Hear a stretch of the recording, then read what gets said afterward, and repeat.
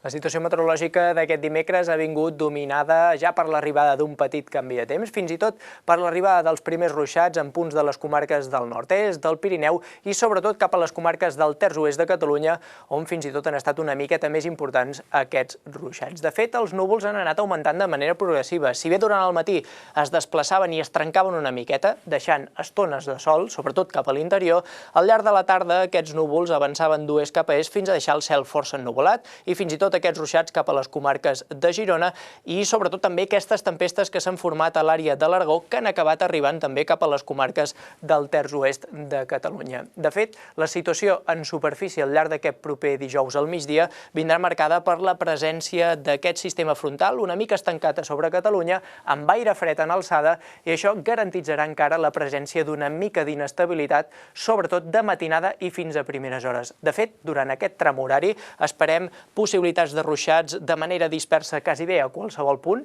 localment acompanyats de tempesta, però al llarg del matí i sobretot migdia i tarda aquests núvols tendiran a desaparèixer d'oest a est, deixant moltes més estones de sol, a excepció de les comarques del nord-est on encara es pot repetir algun ruixat o fins i tot alguna tempesta. No és del tot impossible de cara a mitja tarda vespre que es repeteixi també algun ruixat en punts propers al terç sud de Catalunya. Vents de component sud, sobretot de llebeig, entre fluixos i moderats, a excepció de la Costa Brava, on sí que bufarà una mica més a llevantat. Temperatures una miqueta més baixes. I de cara a les properes jornades esperem una situació encara marcada per inestabilitat de cara a divendres, al litoral i prelitoral central i fins i tot comarques de la meitat est. Localment, ruixats acompanyats de tempesta i sobretot amb una baixada més clara de les temperatures, amb més estabilitat de cara al cap de setmana. I de moment això és tot des del Servei Meteorològic de Catalunya.